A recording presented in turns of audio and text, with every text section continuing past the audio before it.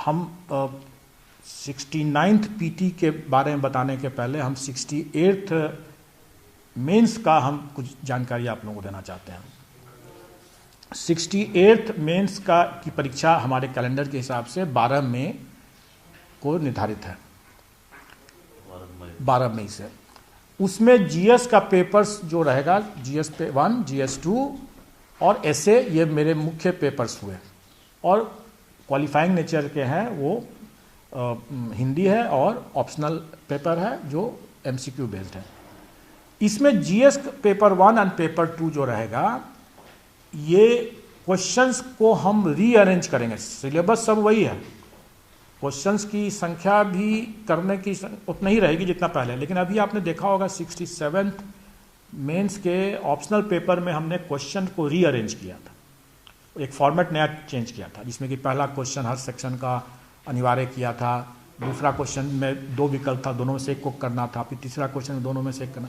Exactly वही pattern हम GS 1 and GS 2 में 68th मेंस में वही इसी पैटर्न पर हम क्वेश्चन रखेंगे। सिलेबस वही है, क्वेश्चंस के पैटर्न मतलब नंबरिंग सिस्टम रीअरेंजमेंट इस तरह से रहेगा। ऐसे के बारे में ज़्यादा हम लोगों ने नहीं बतलाया था, लेकिन हम अब ऐसे के बारे में बताएंगे। हमने जानबूझ करके उस समय नहीं लोगों को बताया, क्योंकि अभी पहले लोग पीटी अपने शांति से दे दें, और जब पीटी जब वो कर लेंगे उसके बाद ऐसे की बात। ऐसे जो है वो कभी भी वो जीएस पेपर का एक्सटेंशन नहीं होगा, मतलब कि वो जीएस की जांच नहीं है। जीएस के लिए तो GS 1 एंड GS 2 है ही, जनरल स्टडीज का पेपर है ही। ऐसे जो रहेगा वो आपका राइटिंग स्किल और एनालिटिकल स्किल्स को ही देखेगा। वो आपके जीएस का फिर से परीक्षा नहीं ले रहे हैं हम ऐसे अलग है, उसको जीएस से कोई लेना देना नहीं होगा। उसमें 3 सेक्शंस रहेंगे, 300 नंबर का है वो, उसमें 3 सेक्शन रहेंगे, 100 नंबर के 3 सेक्शंस रहेंगे। हर सेक्शन में 4-4 क्वेश्चंस रहेंगे, ये उसका फॉर्मेट रहेगा, 4-4 क्वेश्चंस रहेंगे हर सेक्शन में। उसमें से एक करना है तीनों में। उसमें 2 तो आप समझें कि जीएस नहीं है, तो आप सिलेबस उसका सेम है जो कहीं भी रहता है, सिलेबस में हम कोई एक्स्ट्रा नहीं करें, लेकिन उसके लिए मेरा मानना है कि उसके लिए आपको ऐसे न्यूट्रल टॉपिक्स दिए जाएंगे जिसमें कि आपके अपनी जो एनालिटिकल स्किल है, विश्लेषण की क्षमता है और आपकी जो लेखनी की जो क्षमता है, उसका ही आपका करना है। आपको कोई उसके लिए विशेष कहीं पढ़ना नहीं है, लेकिन आपको जरूर प्रैक्टिस जरूर करने की जरूरत पड़ेगी। पढ़ना ज़्यादा नहीं है, आपको कोई भी चीज़ के बारे में अपना विचार जरूर रखना है। कोई भी चीज़, छोटा छोटा चीज़ भी हो सकता है, कोई बड़ा चीज़ हो सकता है, फिलोसफिकल चीज़ हो सकता है, कुछ भी हो सकता है, कहावत हो सकता है, मुहावरा हो सकता है, उसका आप एनालिसिस कीजिए।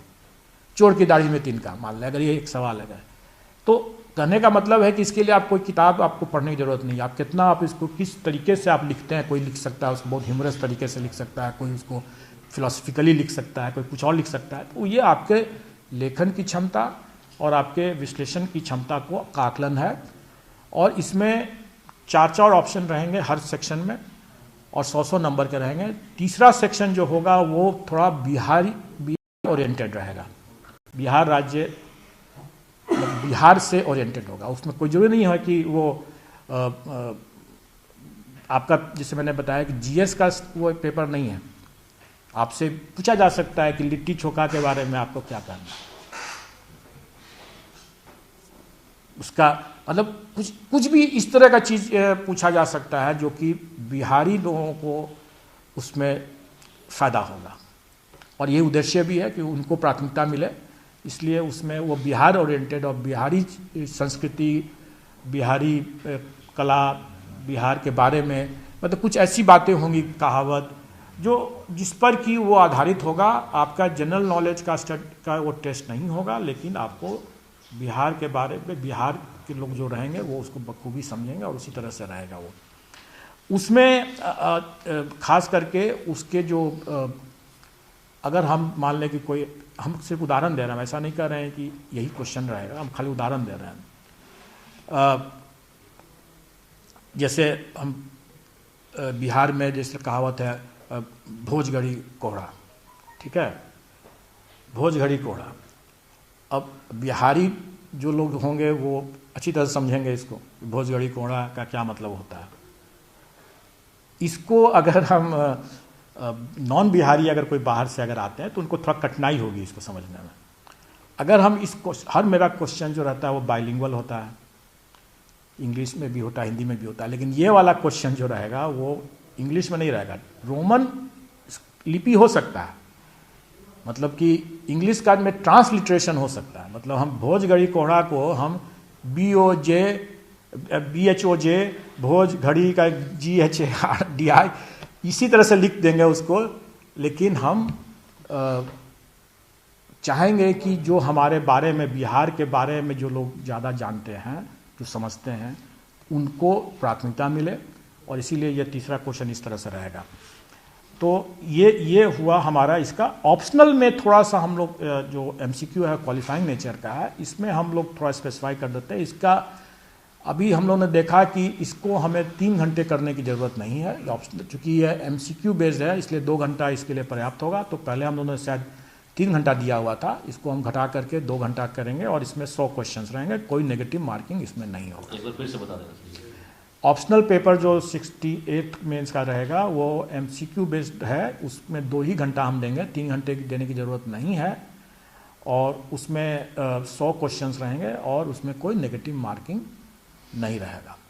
2 घंटे का होगा। मेरा ये मानना है कि नहीं जुटेगा, नहीं, क्वालिफाइंग नेचर का है, इसलिए मेरा ये मानना है कि इसके लिए कोई, अगर कोई अपने BSc किया, BA किया, ग्रेजुएशन लेवल का जो भी पढ़ाई किया है किसी ने जिस विषय में, मेरा मानना है कि उसी विषय में वो अपना अगर लेता है, अपना चयन करता है उसका, तो उसको विशेष कुछ पढ़ने की ज़रूरत नहीं है। अगर उसने अपना पढ़ाई ग्रेजुएशन का सही ढंग से किया है तो वही पर्याप्त होना चाहिए।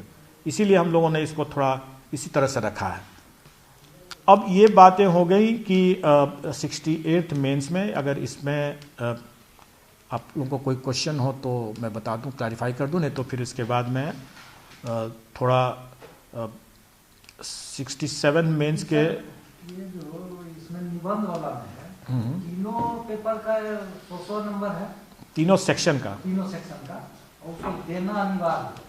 तीनों सेक्शन से एक ऐसे लिखना है, ऑप्शंस रहेंगे उसमें 4-4, लेकिन तीनों सेक्शन से एक ऐसे को चयन करना मस्ट है, जिसमें कि तीसरा सेक्शन जो होगा वो बिहार स्पेसिफिक होगा। बाकी 2 सेक्शन के लिए कुछ तय है कि बाकी 2 सेक्शंस के लिए मैंने बताया कि ये GS का चूँकि ये नहीं टेस्ट है, ये निबंध का, राइटिंग स्किल का और एनालिटिकल स्किल्स का टेस्ट है, तो मैं समझता हूँ कि आप इसको देखें कि ये very closer to UPSC pattern होगा,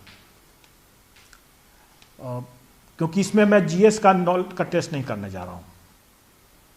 आप देखेंगे कि उसके भी एसेज में GS का टेस्ट नहीं होता है। GS का पेपर जब है ही तो फिर से GS का टेस्ट करने का कोई सेंस नहीं है।